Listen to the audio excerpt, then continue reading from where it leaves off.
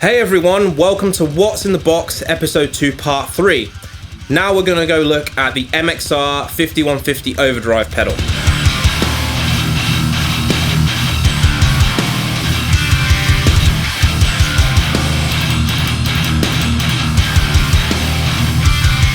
The 5150 Overdrive pedal takes the preamp section out of the Fender-produced EVH 5153 heads.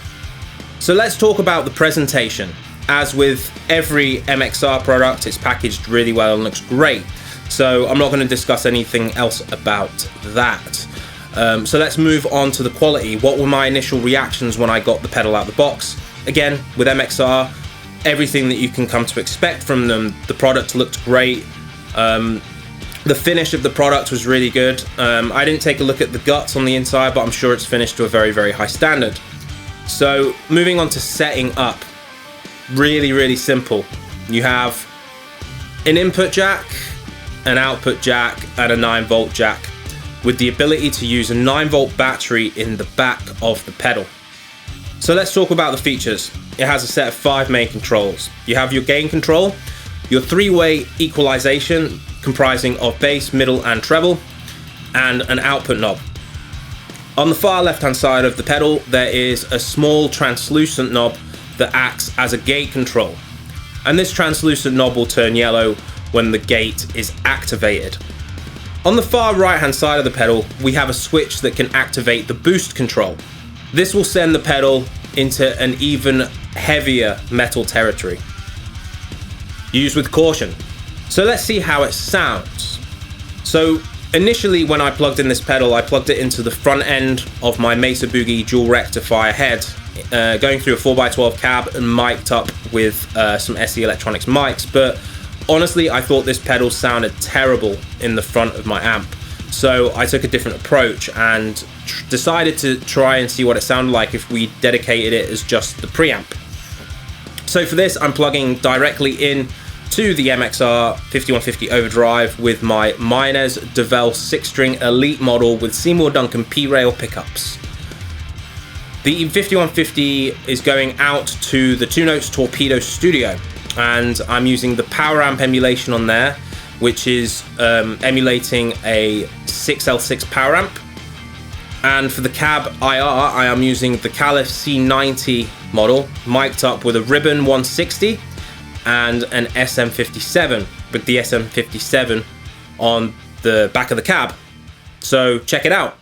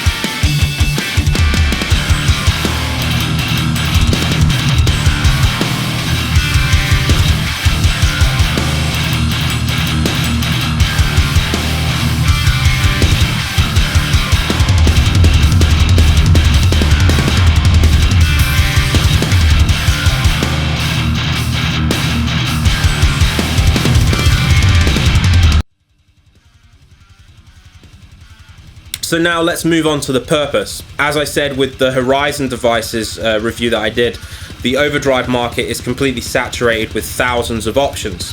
The 5150 kind of fits into its own niche though, being that it is dedicated preamp pedal.